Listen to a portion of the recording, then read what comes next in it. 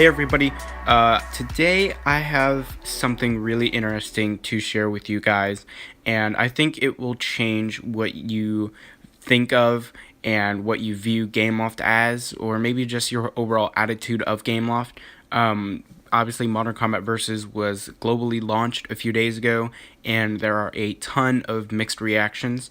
I see some people who absolutely love the game, and I see some people who are completely crapping all over it and saying that Shadowgun Legends will blow the crap out of Modern Combat Versus.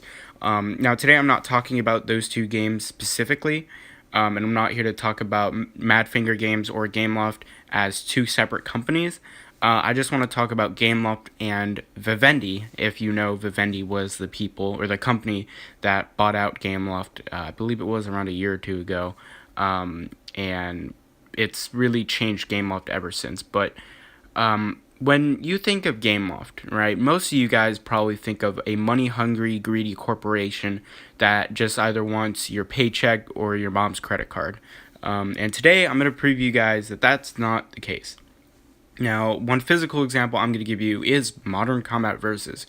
And if you look at the game, if you download the game and if you play the game, the graphics are completely groundbreaking. There's really nothing like this game out on the App Store that looks this good, and it does not have the graphical fidelity of Modern Combat Versus. The sound design is impeccable. It's stunning. The soundtrack is great. I love the music. The sound effects are great. The gunshots, the ambient noise, the voiceovers sound real. They don't sound fake. They sound like they hired professional people to come in and voice those characters. The models look amazing. Everything about this game screams quality.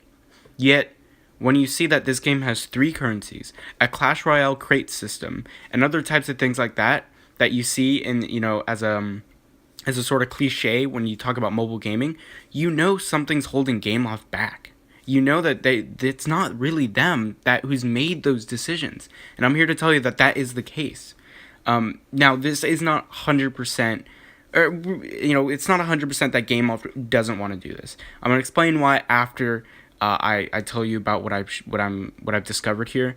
But for now, yes, this is really a facade. Gameloft is not behind all these ridiculous. I wouldn't even call it ridiculous. I mean, as of now, the mainstream market wouldn't call this ridiculous, so I'm not going to call it ridiculous. But these decisions to go free to play, pay to win, maybe, and this Clash Royale, crate system and stuff like that.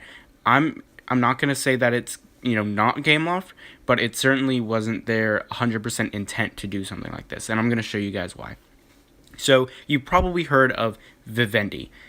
They are the ones who bought out Gameloft around a year ago, and ever since then, Gameloft has kind of definitely changed. They've been a bit less transparent than they usually are.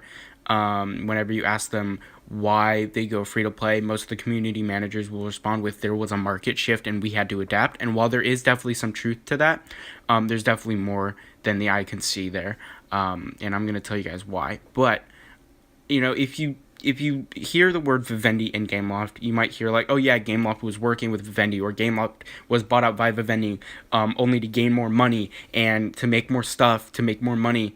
And that's not true. That's not true at all. Vivendi bought out Gameloft to use Gameloft to their advantage. If you look on Vivendi's site, they advertise each game that Gameloft makes almost as if it's their own. Like, it's almost Gameloft is their child that they told them what to do.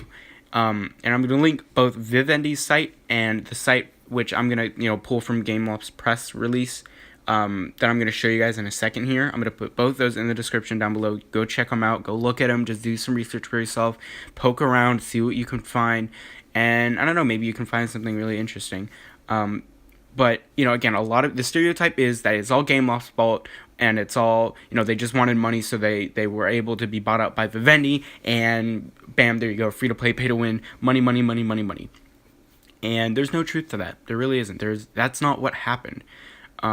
I'm gonna pull up a screenshot right now of Gameloft's press release that was last year, March 25th, 2016, and the title reads, Gameloft files a complaint against the declaration of compliance related to the takeover bid by Vivendi.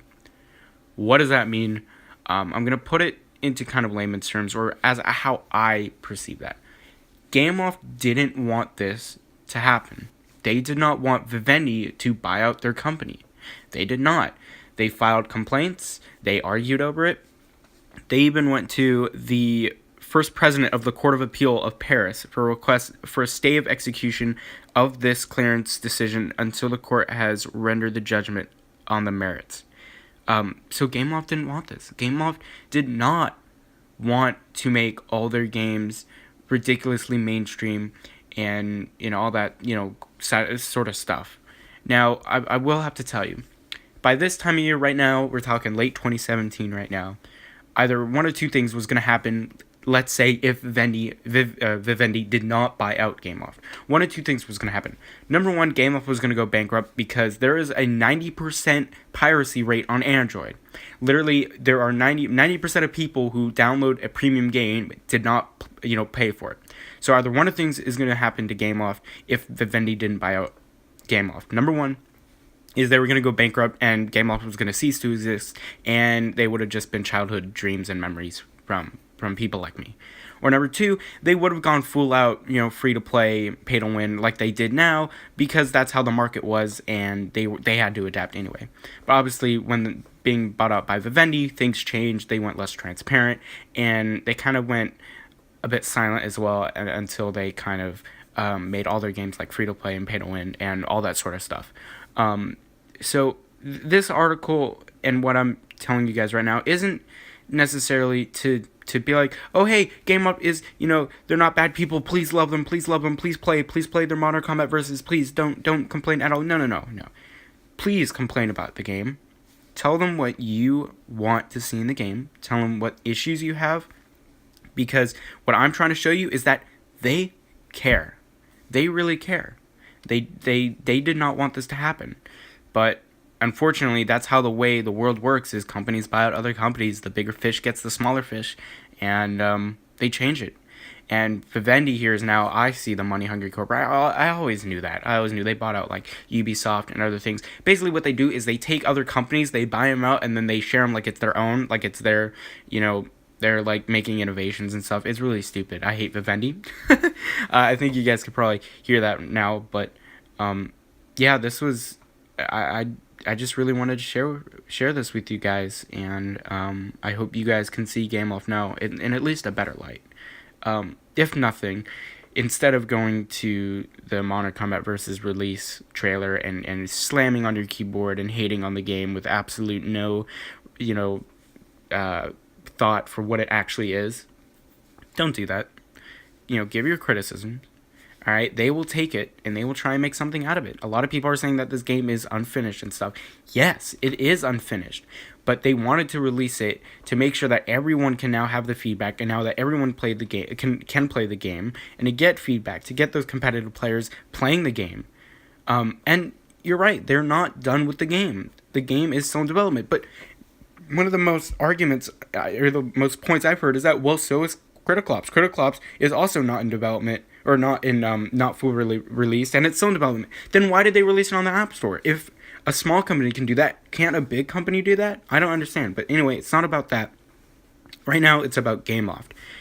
And I think what I've just shown you guys proves that Gameloft is still who they are. Deep down inside, they are that passionate mobile gaming company that wants to put a smile on your face and wants to make some good games. But they are being restricted by Vivendi. So let me know your thoughts on this in the comments below, and I will catch you all in the next video. See you.